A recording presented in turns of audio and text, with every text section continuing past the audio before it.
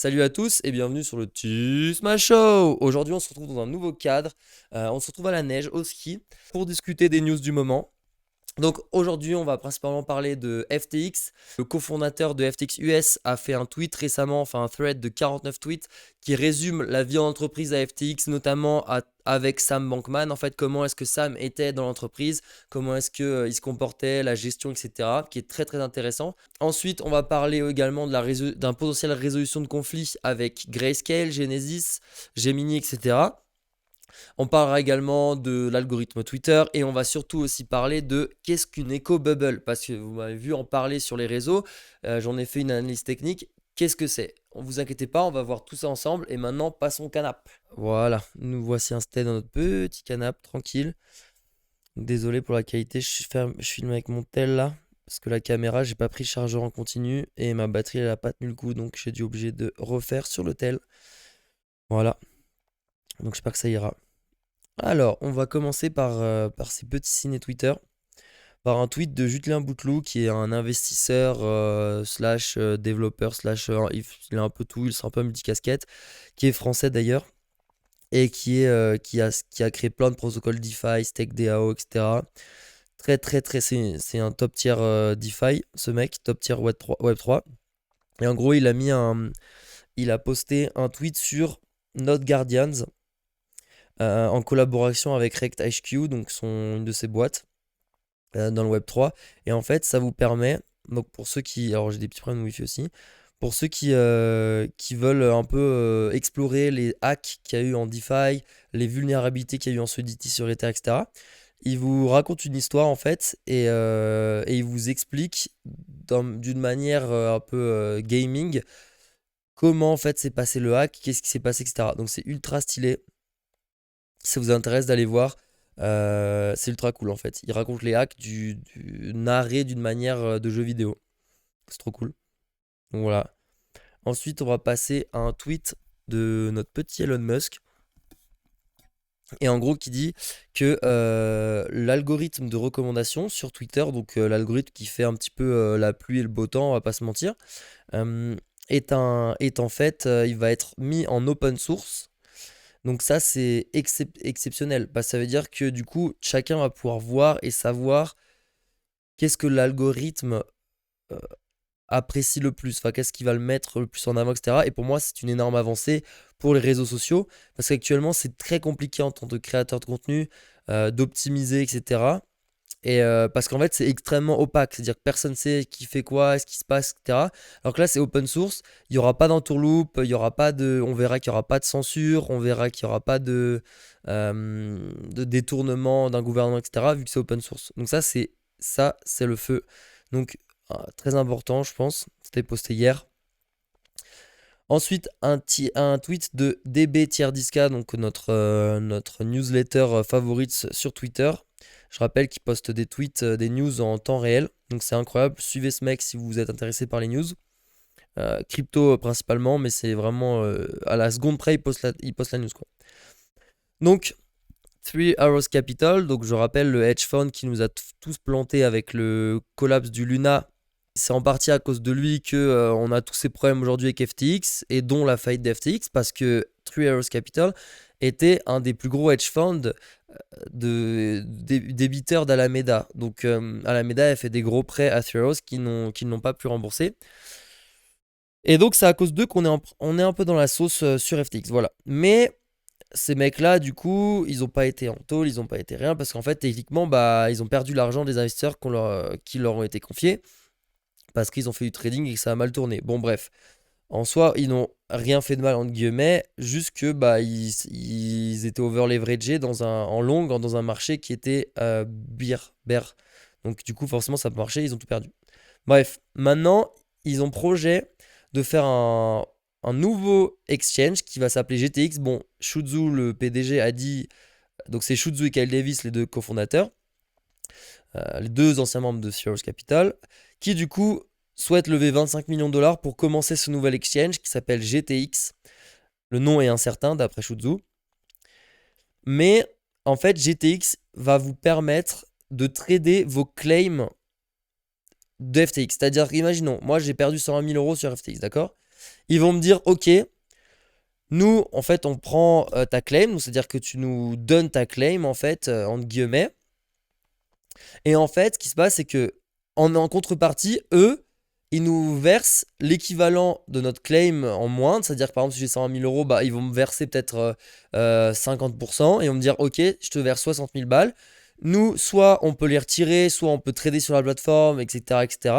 D'accord? Et eux, en fait, ce qui se passe, c'est que donc déjà, ça attire du volume sur leur plateforme parce que bah, plein de gens qui étaient sur FTX vont retrouver leur argent sur GTX, donc c'est incroyable. Et en plus, eux, ça leur permet en fait de toucher vos claims par la suite à un premium. C'est-à-dire que quand moi, bah, je leur vends ma claim à 60 000 balles alors qu'en fait j'ai 120 000 bloqués, et bah eux, si par exemple le FTX retrouve 100 000 balles sur les 120 000, et bah du coup, les 100 000 vont aller à GTX. Et donc ils font un bénéfice en plus sur les claims de tout le monde. Donc ça attire du volume et euh, ça leur permet de faire un bénéfice sur les claims. Donc c'est énorme. En vrai, c'est une excellente opportunité, je trouve.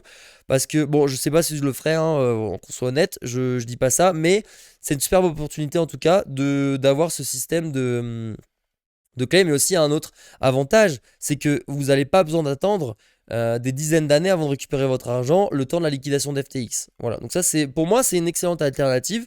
À voir comment ça évolue, parce que pour le moment, on est juste à une étape de fundraising, donc de levée de fonds. Mais en tout cas, c'est extrêmement intéressant. Et maintenant, on va parler de la tant attendue Echo Bubble. Donc, l'Echo Bubble, qu'est-ce que c'est? En fait, je vais faire un résumé très rapide avant de rentrer en détail dans le trade. Mais en fait, ce qui se passe, c'est qu'une Echo Bubble, c'est une bulle d'après bulle. C'est-à-dire qu'une fois qu'une bulle s'est déroulée, que ce soit en crypto, comme on a vu, comme le Bitcoin le fait tous les 4 ans, ou que ce soit sur les marches traditionnelles, par exemple la dot-com bubble dans les années 2000, il y a toujours un rebond. D'accord? Mais comme on va le voir, ce rebond n'est pas le même pour tout le monde. C'est-à-dire que, historiquement parlant, le Bitcoin rebondit beaucoup plus que tous les autres altcoins. Beaucoup d'altcoins restent sur le pavé. Et ça, il faut bien le garder en tête, c'est que environ 90% de tous les altcoins qui existent et qui existaient à l'époque, en 2014, 2017, tout, maintenant sont complètement inexistants, ont quasiment tous disparu. Donc ça, c'est un truc à bien garder en tête. C'est pas parce que il a fait une bulle qu'il refera une autre bulle. Là, je parle vraiment du Bitcoin, Ether et des altcoins, des plus gros altcoins qui sont les plus solides et qui ont duré dans le temps. Voilà. Mais l'EcoBubble, donc, en fait, c'est comme va nous l'expliquer CoinNotes. Donc, je l'ai pris parce que je connais pas CoinNotes particulièrement, mais ça a été retweeté par GCR. Donc, évidemment, c'est quali. Mais donc voilà, je l'ai lu, etc. Et je trouvais ça très bien. C'était une très bonne description. Donc, c'est pour ça que je vous la présente aujourd'hui. En gros, ce qu'il dit, c'est que le désespoir naît de chaque bulle l'une après l'autre. Et évidemment, la bulle, elle éclate. Et la majorité des gens qui ont joué la bulle, tradé la bulle, se voient en fait empty-handed, donc avec plus rien dans les mains. Je rappelle les stats de l'AMF, 90% des traders perdent et 10% sont gagnants. Et malgré des drawdowns, donc des pertes de 99%, l'humain garde espoir en fait. Dans le désespoir, il y a de l'espoir. Et on n'arrive pas à libérer notre esprit de notre top wallet, de notre all-time high wallet, quand on avait énormément de gains non réalisés de la dernière bulle. Et donc, les derniers players, les dernières personnes qui restent sur le marché se mettent à remettre encore plus parce que bah, du coup, ils espèrent revenir à leur gloire d'antan. Et c'est là qu'une bulle, une eco-bubble se crée. Il y a beaucoup, du coup, pendant l'éco-bubble, de gens qui vont anticiper une hausse, un break donc de l'ATH, un break de l'all-time high, un break du point le plus haut de la dernière bulle. Mais en fait, leur espoir, il est aveuglé par la réalité. Tous les joueurs se sont fait détruire par la dernière bulle. Ils ont quasiment plus rien à investir. Et il va leur falloir du temps et du travail pour régénérer de l'income dans le but bah, en fait, de pouvoir parier sur les assets, retrader sur les assets. Et donc en gros, l'éco-bubble, elle va être beaucoup plus faible que la bulle principale. Parce qu'elle est juste fueled, elle est juste construite sur des bases d'argent beaucoup moins fort, beaucoup moins d'argent et beaucoup moins de gens sur le marché en fait. Donc une éco-bubble, ça ressemble à quoi? Donc là, il prend l'exemple de l'éco-bubble de 2019 qui a eu lieu sur le Bitcoin. Donc vous le voyez, on a eu une pump ici à 19-20 000 à l'époque, en 2018. On a eu un bear market qui a duré environ un an. Ici, accumulation. Et là, on a eu notre première éco-bubble. Enfin, la première et dernière pour le moment. On a eu notre première éco-bubble. Ici, donc, reclaim du support, break de la résistance. Et ensuite, paf, on part en nouvelle bulle. Mais vous voyez que c'est une bulle bien plus faible. Et je rajouterai également un point important que je vous montre pas la vidéo parce que j'ai un galère d'internet là, bref.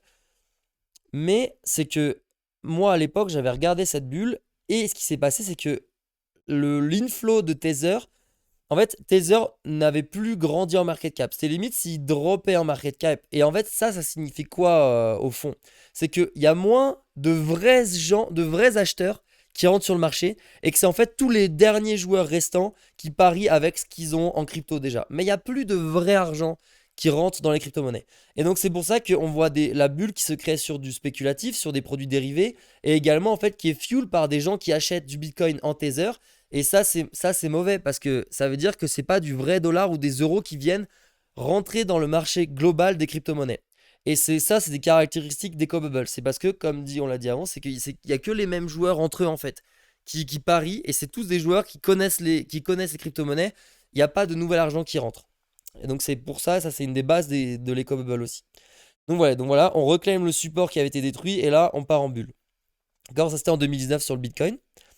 Et là on est en train de faire plus ou moins le même pattern d'après lui. Je suis semi-d'accord, un peu d'accord. En gros, bah, on a breakdown à cause de FTX, un sorte d'accumulation, de début d'accumulation. On a breakdown. Et ici, du coup, on l'a retesté là, mais au final, on est reparti à la hausse et on rebreak. Donc ça, pour moi, c'est un signal qui est extrêmement haussier. Ça, c'est très très haussier pour moi. Et un des points qui me fait penser qu'on va partir en éco-bubble et qu'on est déjà en train de le faire.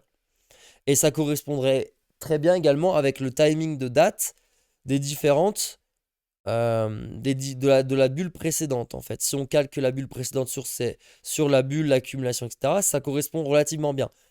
Nuancé par le fait qu'on a eu le crash des FTX qui a mis un énorme coup sur le marché qui était une anomalie comme le crash Covid par exemple.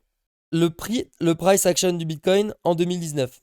Donc ça c'est un truc que j'ai dit par sur le Discord aussi, c'est que comme vous le voyez, le Bitcoin, en fait, il va faire que monter, consolider à la hausse. Là, on le voit d'ailleurs en 4 heures. Par exemple, si je vous montre la charte, vous voyez la charte. Ça, c'est typique d'une éco-bubble, typique d'une remontée. Là, vous voyez, on a une consolidation à la hausse qui permet à personne de racheter. Donc, tous les gens qui n'ont pas racheté encore ou qui n'ont pas acheté le bottom, qui attendaient, etc., parce qu'ils se sont dit que ça allait à 12 000, etc., sont maintenant coincés. C'est peut-être le cas parmi vous d'ailleurs. Sont peut-être coincés. Il y a pas de mal à ça, pardon. Mais ne vous inquiétez pas, mais ça veut dire c'est que voilà, c'est l'action le prix là, l'action du Bitcoin en fait est typique d'une éco-bubble et d'une forte remontée, en tout cas d'une remontée importante. Parce que là, ce qui se passe, c'est qu'on a eu un gros pump et on retrace jamais parce qu'il y a trop de demandes acheteuses et les gens FOMO en fait. Et pour moi, c'est pas parce que les gens FOMO ici, il y a encore la majorité des gens FOMO pas, les bons acteurs, je pense, commencent à FOMO, ceux qui sont un peu late mais qui changent de billets de confirmation rapidement, sont en train de passer, tous ceux qui étaient bears sont en train de passer boule. Parce que, bah voilà, l'éco-bubble, comme dit, c'est un truc qui va pas laisser une grosse remontée, ça va pas laisser le temps aux gens de racheter facilement. Donc je m'attends à de la consolidation en escalier, de la collision à plat, une grosse remontée, et ensuite des grosses retraces très rapides qui va punir les gens qui ont FOMO le top. Voilà. Donc c'est exactement ce qu'il dit. C'est comme vous le voyez, on a des grosses montées. Là c'est en gros time frame, mais en petit time frame, ça consolide à la hausse, comme ça fait un escalier. Et ensuite, d'un coup, on a une pump, et là, bam, on a une grosse candle rouge. Et toutes ces candles rouges importantes sont des opportunités d'achat. Voilà, ça, il faut bien le garder en tête. Quand il y a des gros dips, c'est une opportunité d'achat. Si on repart évidemment comme des cobbles. Mais je pense qu'à 80% de chance que c'est le cas. Ensuite, donc voilà, early shakeouts are to be expected, c'est-à-dire, comme je vous l'ai dit, le marché va secouer le bananier, comme ça. Et par conséquent, vous allez en fait, et par conséquent, les FOMO longueurs, ils vont être punis. Donc faire attention à ça. Le mieux, c'est de rentrer en sorte de DCA, c'est-à-dire que si vous l'avez, je sais pas, 50 000 à mettre en Bitcoin, vous n'êtes toujours pas in, vous allez mettre 10 000 sur la première pump, vous allez attendre que ça reparte à la hausse et qu'il y ait une consolidation. Là, vous allez attendre une mèche. Si en fait il n'y a pas de mèche directement, bah là, vous allez in dans la consolidation. D'accord? Mais sinon, vous attendez une mèche à chaque fois. Et s'il n'y a pas de mèche, bon bah tant pis, c'est le jeu. Mais au moins, vous aurez de toute façon rentré un petit peu sur les consolidations avant. Les moves sont agressifs et vont jamais en ligne droite. Donc la FOMO acheter la candle verte, c'est tentant, mais c'est pas sage. Et la probabilité d'avoir un slow grind, comme je vous l'ai montré en escalier, plutôt qu'un blow off top, est très probable. Là maintenant, les altcoins, c'est ce que je vous disais tout à l'heure, c'est que le Bitcoin, vous voyez, il est parti en eco bubble, mais les altcoins ne sont pas partis énormément. L'argent est principalement allé dans le Bitcoin. Alors, je pense que ça va être encore vrai, mais ça va être un peu moins vrai. Parce que maintenant, de nos jours, comparé à 2019, il y a des altcoins qui ont su prouver leur valeur au marché. Et par conséquent, ils sont intéressants en fait d'acheter, et d'utiliser et de hold long terme. Ce qui n'était pas le cas en 2019 où la majorité des altcoins, je dirais 98% des altcoins, n'ont pas fait leurs preuves et étaient principalement des levées de fonds déguisées, etc. Donc je pense qu'on va avoir les altcoins qui vont suivre plus que d'habitude, plus que 2019, mais par contre, ça va pas être au même niveau que le Bitcoin par contre. Donc le Bitcoin va être prédominant avec Ether. Je pense que Ether aussi, comparé à 2019 où il était considéré comme un altcoin, maintenant l'Ether est considéré pour moi à même titre que le Bitcoin comme une autre catégorie différente. C'est-à-dire qu'il y a le Bitcoin, l'Ether et les altcoins maintenant. Alors qu'en 2019, l'Ether réagissait plus ou moins comme des altcoins. Donc c'est ce qu'il dit, les gains sur les altcoins étaient front-loaded, c'est-à-dire qu'ils étaient front-run, voilà. Il n'y en avait pas beaucoup qui ont été faits, et ils ont drastiquement underperform le BTC. Rentrer tôt, sortir et pas oublier de sortir, donc ça évidemment c'est logique, mais bon là. La plupart des altcoins vont pas retrouver leur beauté d'antan, leur valeur d'antan. Donc si vous êtes dans des altcoins qui sont pas extrêmement reconnus, etc., faites attention, il y a une forte probabilité qu'ils ne tiennent pas en fait ce bear market et qu'après leur eco bubble, ce soit le dernière bulle qu'ils ne toucheront jamais. Et aussi, ne pas FOMO des bails long terme. Voilà, très important. Parce que pour moi, si c'est une eco bubble, techniquement, on devrait revoir les 20K, 22K d'ici 6 mois, 7 mois, 8 mois avant le prochain vrai bull run dû au halving du Bitcoin. Et par conséquent, vous aurez le temps de racheter avant le halving et donc d'avoir moins de risques dû au temps en fait. Parce que plus vous êtes dans le marché, si vous avez acheté du Bitcoin maintenant et qu'il y a 8 mois à attendre par exemple avant le bull run, vous êtes exposé à ce que le marché dump, etc., fasse des dingueries pendant 8 mois. Alors que si vous attendez 8 mois, vous avez un coût d'opportunité qui est plus faible parce que vous allez avoir moins besoin d'attendre. Vous allez être moins exposé au marché longtemps. Aussi, important, donc de l'analyse, de ce qu'on en retient de l'analyse, c'est que prendre des positions sur les alts qui sont forts sur les pullbacks, mettre des sting bids, c'est-à-dire des achats puants en traduction littérale, c'est-à-dire des achats qui sont tellement faibles que personne pense qu'ils vont être touchés, mais dans les shakeouts, justement, quand on secoue le bananier, le cocotier, ce que vous voulez, et à ce moment-là, souvent ces ordres sont achetés avec des grosses mèches de liquidation. Voilà. Et voilà, donc ce qui dit DCA, donc dollar cost average, agressivement pendant la montée. C'est ce que je disais tout à l'heure, c'est que voilà, vous achetez en escalier une partie. Ensuite, s'il y a une grosse mèche, soit vous TP, soit vous attendez. Là maintenant, moi je vous conseillerais pas de vendre tout de suite, mais du coup d'attendre une montée si vous n'avez pas acheté, d'attendre une mèche et d'acheter la liquidation de cette mèche. Et à ce moment-là, vous allez avoir un bon DCA avec une grosse probabilité de rehausse. Et faire ça, et à la fin, vers quand il y aura des signaux de faiblesse, des accélérations rapides, du funding très positif, un market cap qui a peu bougé, etc. À ce moment-là, enfin un market cap en Tether qui aura peu bougé, etc. À ce moment-là, je vous referai une vidéo. De toute façon, suivez-moi sur TradingView, ça vous intéresse. Je ferai des analyses techniques en temps et en heure voulu. Mais voilà, donc pour sortir de ce dollar cost average. Parce que l'idée, c'est quand même de profiter de la bulle, mais par contre de ressortir et de ne pas prendre la baisse qui va s'en suivre potentiellement. Voilà. Ensuite, on va parler. Bon, ça, c'est un petit tweet d'un influenceur du crypto US. Si vous n'avez pas vu, il y a Crypto Capo, donc un influenceur énorme ce bear market. Je vous déconseille fortement de le suivre. Vous avez dû forcément le voir passer pardon, dans votre fil Twitter. En fait, ce mec, moi je l'ai vu à l'époque au top, donc à 69 000 bitcoins. Je l'ai vu et lui, ce mec était permabull et il faisait que poster des trucs Bitcoin tout 100 000, Bitcoin 120 000. On appelle ça de l'engagement farming, c'est-à-dire en fait le mec, il s'en bat les couilles de ses followers, il va littéralement juste poster du contenu qui va être favorisé par l'algorithme et toucher du coup un maximum de gens. Mais peu importe la qualité du contenu, le but c'est de toucher un maximum de gens. Et l'algorithme, forcément, si tous les gens sur Twitter, il y a une grosse vague de boules sur Twitter, l'algorithme va forcément mettre en avant du boule en fait.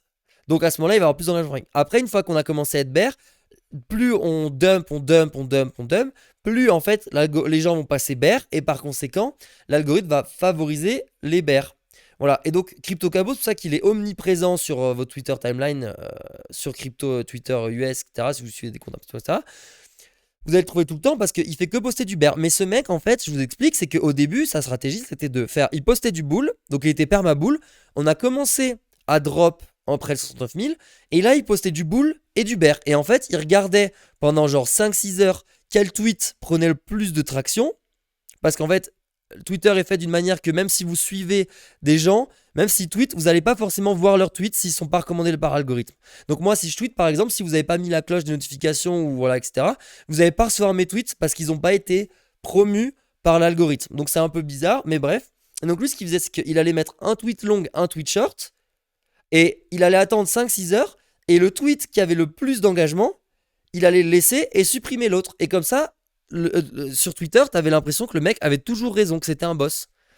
Donc il a fait ça, et maintenant le mec il a, je sais plus, centaines de milliers d'abonnés, voire des millions, et il poste littéralement de la merde. C'est-à-dire qu'il il est turbo biriche, il est perma biriche tout le temps maintenant, parce que c'est ce qui marche le mieux. Et du coup, bah il y a plein de followers qui le suivent, il y a des millions de gens qui le suivent, des centaines de milliers, je sais plus exactement, pardon. Et il a un engagement de fou, il a des millions de vues sur ses tweets. Et moi, je pense que la majorité des gens qui sont crédules et qui ne connaissent pas le milieu le suivent et pensent que ce mec est bon. Mais en fait, c'est une grosse merde. Littéralement, je vous le dis, je vais me faire démonétiser sur YouTube. De toute façon, je touche pas d'argent, je suis pas monétisé, donc on s'en fout. Et bah, ce mec, c'est une ordure, voilà. Il met en avant des trucs. Ses followers le suivent aveuglément. Parce qu'il faut savoir que quand on a l'impression que vous êtes bon trader sur Twitter ou sur d'autres plateformes, les gens qui sont néophytes les suivent aveuglément. Et ces gens, ils sont drivés par le profit, ils sont drivés par la malhonnêteté.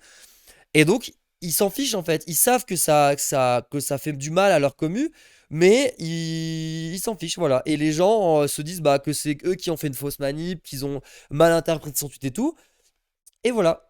C'est aussi simple que ça. Et donc, ce mec fait ça. Et donc là, le Satoshi Flipper, il a mis un tweet, justement, un retweet d'un de ses abonnés, par exemple. Et l'abonné, du coup, de CryptoCapo, il dit bon, tu penses que j'aurais dû te faire confiance ou pas parce que tu as détruit ma vie. Et vous voyez, le mec, du coup, bah, vu que CryptoCapo était perma-bear, le mec, il a du short avec toutes ses thunes. Et voilà, il a moins 8000 balles sur BTC Ether. Voilà, parce que c'est des néophytes. Ils disent le mec, il gère, il regarde son Twitter, il capte pas que le mec, c'est un manipulateur. Et ils disent, bah, il est bon. Et en fait, bah, c'était une ordure. Et il est nul. Il est nul. Moi, je vous faites très attention. Les influenceurs que vous suivez sur YouTube ou en crypto, moi, ça fait depuis 2017 que j'en vois faire du bullshit pour faire de l'engagement farming, pour faire de l'argent sur le dos de leurs followers. Si vous voulez vraiment voir si un mec est trader, vous lui demandez sa clé API en read-only. Il n'y a aucune raison qu'il ne refuse et qu'il ne vous montre pas les performances qu'il a faites sur les dernières années.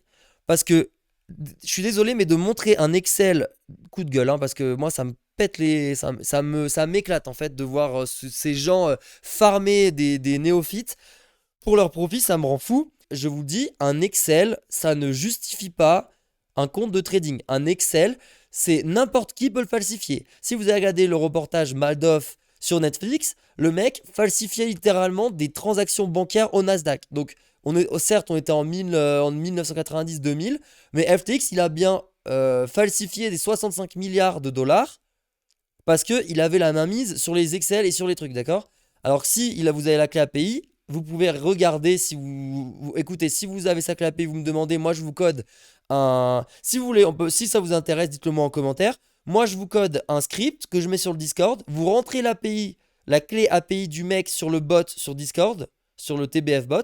Et moi, ça vous sort les vrais profits directement de l'exchange du trader. D'accord? Et là, on voit. Et là, à ce moment-là, on pourra dire oui, c'est un bon trader. Mais sinon, pour moi, c'est du bullshit. Voilà, petit coup de gueule. Faites bien attention à vous parce que ça détruit littéralement des vies, comme on le voit là ici. Ensuite, autre point important, même si je retweet des fois Whale Chart, qui poste des news trading, etc. Faites attention aux sources. Quand ils ne postent pas de sources, vérifiez. Parce que là, ou alors au moins vérifiez les commentaires. Parce que dans les commentaires, souvent, vous avez un feedback sur l'article qui a été posté, sur la news, pour voir si elle est réelle ou s'il y a des choses voilà, détournées un petit peu, etc. Et donc et là, Wade Chart, en gros, il avait posté un truc sur Nancy Pelosi qui vendait donc une dame, il me semble, du Congrès américain qui a vendu des parts d'entreprise. Mais en fait, il s'avérait que ce qu'il a posté, donc Whale Chart, c'était en fait des documents qui dataient de l'année dernière. Donc faites bien attention aux news que vous suivez. Tier 10K, lui, c'est nickel. Vous avez pouvoir confiance quasiment aveugle dans ce qu'il dit. Parce que lui, il est branché sur les terminaux Bloomberg en direct. Aucun problème. Mais tous les autres comptes qui font des retweets un petit peu, voilà, genre surtout ce genre de compte Whale Chart, où ils font des grosses Justin et tout. Faites attention, vérifiez les sources si vous pouvez, et ou en tout cas vérifiez les commentaires. Souvent en général c'est contredit, etc. Maintenant, tweet de High Capital, donc un trader éponyme français qui a des centaines de millions de dollars, qui est un très très gros trader, qui a des insider infos sur Genesis et DCG. Bon, il sait pas écrire Genesis, mais bon, vas-y, c'est pas grave. C'est un boss, du coup, on l'excuse. En gros, Barry, apparemment, il avait fait une offre qui était considérée inacceptable par les créditeurs, donc ceux à qui Genesis doit de l'argent. Et ils sont en train de se diriger vers un Chapter 11. Donc un Chapter 11, c'est comme FTX, c'est une banqueroute. Mais ils sont toujours en train de négocier. Et après, il a commenté et il avait dit que apparemment l'agrément, donc avec les créditeurs, il ne parviendrait quand même pas à faire partir Genesis en liquidation. Et il a cette source apparemment d'un créditeur qui négocie directement avec Genesis. Donc j'imagine un haut profil, un de ses potes qui a beaucoup beaucoup d'argent chez Genesis. Donc voilà, c'est pas des infos publiques, mais c'est des petites infos intéressantes. Je pense pas que Hightech, c'est pas le mec à farmer le langage farming pour le coup. Voilà, et Hightech aussi, j'ai pas vérifié sa clé API, mais je sais qu'il était top 5 leaderboard, même top 3 leaderboard mondial FTX. Donc je pense que c'est ok. Maintenant, on va parler du dernier ou avant-dernier tweet de Brett Harrison, le cofondateur de FTX US. Enfin non, excusez-moi, pas le cofondateur de FTX US. Il me semble que c'était même le CEO de FTX US. Donc c'est lui qui gérait toute la partie FTX aux États-Unis. Donc il a travaillé, je vais vous résumer un peu les tweets, on va le dérouler ensemble, etc. Dans une bonne ambiance, voilà. Donc il a travaillé chez FTX UX pendant 17 mois.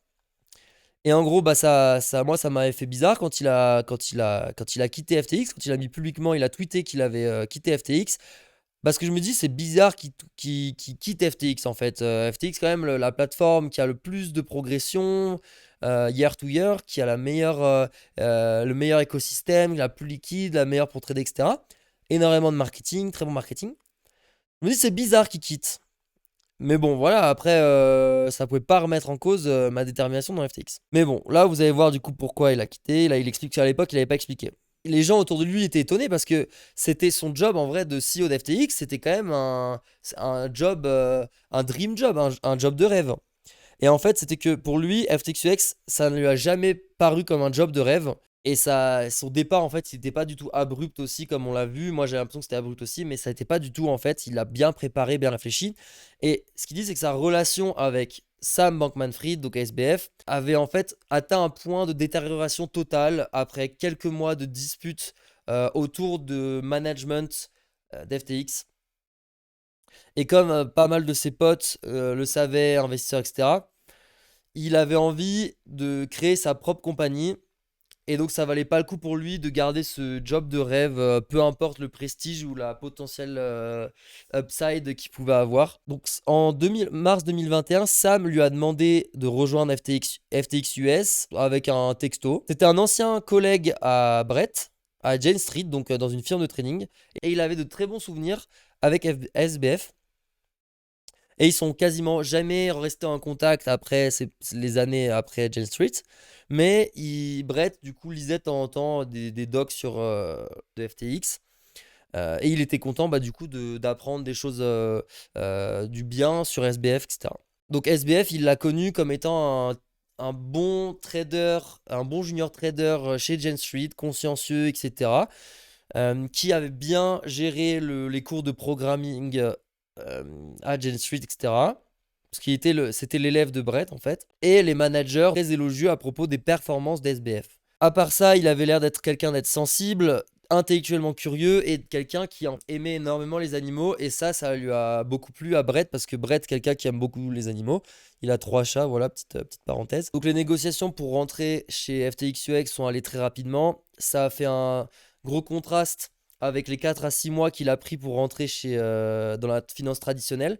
Donc Brett avait créé un software pour Jane Street pour le CryptoDesk en 2017, mais il n'avait pas travaillé sur la crypto depuis. Donc il était content de revoir de la crypto. Et donc ses premiers mois à FTX UX ont été exceptionnels. Il était complètement quasiment indépendant de Sam, de tout le business d'FTX. Et ils avaient créé un environnement extrêmement professionnel et extrêmement régulé pour FTX US, qui était très prometteur. Ils avaient créé avec Ledger X, c'est pas Ledger hein, de France, ils avaient créé tout un framework légal, etc., d'opérations avec les meilleures embauches qu'ils ont pu faire à droite, à gauche. Donc, ils avaient les meilleurs talents de la cryptosphère possible. Et donc, ils ont commencé à construire vraiment un gros broker crypto aux États-Unis sous FTX. FTX US a gagné énormément en market share, donc en part de marché. La team, elle était productive, dédiée, etc. Il y avait des très bons retours d'utilisateurs et il était très excité à propos du futur de ce que leur réservait FTX US.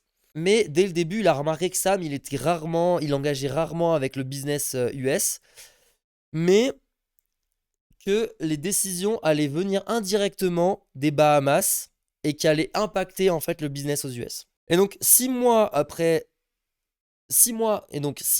son entrée chez FTX US, il y a eu des cracks, des fissures qui sont apparues en fait dans sa relation avec Sam, dans laquelle en fait il a commencé à énormément prôner le fait qu'il fallait que FTX US et FTX International soient complètement différents et qu'ils aient une indépendance exécutive, légale et de développeurs, donc qu'ils soient complètement indépendants FTX US, FTX International. Et Sam en fait il n'était pas d'accord. Et donc Brett a vu en fait dans ce début de conflit une insécurité totale et intransigeance en fait dès que on questionnait les décisions de SBF. Et là, Brett a réalisé que c'était pas le SBF qu'il a connu. Il n'est pas sûr donc de savoir ce qui a fait changer Sam. Il sait que il dit que comme chacun de nous, on a des amis etc qui ont potentiellement des addictions, des problèmes mentaux etc. Et il a vu que ces problèmes surviennent comme ça dans la vie. Et il pense que c'était un potentiel facteur pour le tempérament d'SBF. Et au début, il avait de l'empathie en fait pour ça, pour SBF. Mais malgré ça, il n'avait pas le temps de se pencher à la question. Il était dans un rapport de business à ce moment-là avec SBF. Et par conséquent, il pensait pas forcément à ça. Et lui, ce qui le posait problème, c'est surtout le fait que SBF était tout le temps en désaccord avec lui. Il y avait une énorme pression aussi d'être en désaccord avec Sam. Mais malgré tout, il l'était quand même. Parce que à ce moment-là, SBF a fait une énorme influence sur les médias, dans l'industrie du fundraising, des ventures capital, et dans la finance traditionnelle, qui fait qu'en fait, SBF pouvait détruire ta carrière en un claquement de doigts si toi, tu n'étais pas d'accord, par exemple. Et donc, Brett n'était pas le seul à être en désaccord avec Sam. C'était plus ou moins une grande partie des exécutifs d'FTX US qui étaient très talentueux, etc., qui étaient en désaccord avec Sam et tout l'inner circle, donc tout le cercle proche de Sam qui était en désaccord. Et ces personnes chez FTX US étaient traitées en fait comme un collectif avec peu d'expérience, etc. Et pour eux, alors que c'était des leaders de plein de choses, c'était difficile pour eux en fait parce que c'était très frustrant d'être sous-estimé comme ça. Brett, pendant plusieurs mois, a essayé justement de encore renforcer cet aspect réglementaire, légal, de staffer, d'embaucher plus pour FTX avec des officiers expérimentés pour développer des nouveaux produits, etc. Et d'avoir une grande transparence de communication entre Sam et le leadership d'FTX US. Et qu'également les responsabilités de développement software de Gary Wang, donc co-CEO d'FTX, Nishad Singh, etc., qu'elles soient formellement identifiées, donc voir à quel endroit exactement dans le code ils travaillent, et qu'il y ait des délégations managériales entre Sam et que une partie du contrôle managérial soit partagée entre Sam et d'autres personnels d'FTX, d'autres exécutifs d'FTX. Sam était très inconfortable avec le conflit. Il répondait souvent avec beaucoup d'hostilité, des fois de la manipulation, et finalement il a décidé de m'isoler complètement de toutes les grandes décisions pour FTX. Et c'était très difficile pour Brett parce qu'il se rendait compte des informations et des décisions une fois qu'elles ont été prises derrière son dos. Et il était désespérément en train d'essayer de ne pas le montrer. Ensuite, début avril 2022, son 11e mois. Début avril 2022, son 11e mois, il a fait un dernier essai. Il a écrit une lettre formelle avec tous les problèmes d'FTX pour le succès futur. Il a dit qu'il allait démissionner si ses problèmes n'étaient pas adressés. En réponse, il a été menacé par Sam, qu'il le virerait et qu'il détruirait sa réputation professionnelle. Il a été obligé d'enlever ce qu'il a écrit et de délivrer une excuse à Sam. Et il savait qu'un départ abrupt d'FTX allait être mauvais pour la compagnie. Par conséquent, il a pris plein de dispositions pour en fait préparer son départ au mieux. Donc il a décidé de partir doucement de la boîte. Donc il a wound down, il a donné ses tâches, délégué ses tâches au fur et à mesure. Finir de faire ce qu'il avait créé et donc de sortir FTX US comme il l'avait vu. Et avec ça, il changeait de focus sur complètement sa nouvelle compagnie. Ce qu'il dit dans la suite des tweets, du coup, c'est que bon, maintenant toutes ces informations sont publiques et qu'il n'arrive toujours pas à réaliser en fait ce qui se passe vraiment parce que, comme dit, d'après lui, le bordel qui s'est fait à cause d'FTX, c'était vraiment Sam, son cercle proche d'amis, et Alameda en fait. Donc les gens d'Alameda, c'était son cercle, son cercle d'amis proches. Et qu'en gros, il comprend maintenant pourquoi SBF essayait d'isoler le maximum Brett et les autres exécutifs de FTX US pour qu'ils aient aucune idée en fait de ce qui se tramait sur FTX International. Et donc il comprend que du coup ils essaient de cacher leur activité criminelle de FTX US parce que Brett Harrison et les autres exécutifs avaient énormément de relations avec les SEC, les FOMC, etc. et toutes les régulations US, et donc ça aurait pu fortement les mettre en danger, dans le sens où SBF se serait fait découvrir rapidement. Donc voilà, c'est un peu pour la suite des tweets. Après, il parle de ses projets perso, il parle de comment il était perçu par FTX lorsqu'il il est parti de la compagnie. Enfin, il avait du mal à lever des fonds parce qu'il était associé à SBF. Tout le monde lui demandait, ouais, mais est-ce que SBF est d'accord? Est-ce que SBF investit dans ta compagnie, etc. Donc avant que FTX fasse banqueroute. Voilà, donc c'est à peu près tout. J'espère que vous avez une meilleure vision d'SBF jusqu'à maintenant. Intéressant, ce qui m'a fait rire, c'est qu'il y a un protocole de DeFi, LendHub, qui se promotait comme le centre de DeFi le plus sécurisé du monde. Ils se sont fait hacker 6 millions de dollars. Voilà, du coup, ça m'a fait bien rigoler. Et donc, sur ce, on va se quitter pour ce Tisma Show. J'espère que ça vous a plu. Je reparlerai plus en détail de FTX et de ce qui se passe sur FTX dans le prochain Tisma Show ou dans une vidéo qui sortira cette semaine.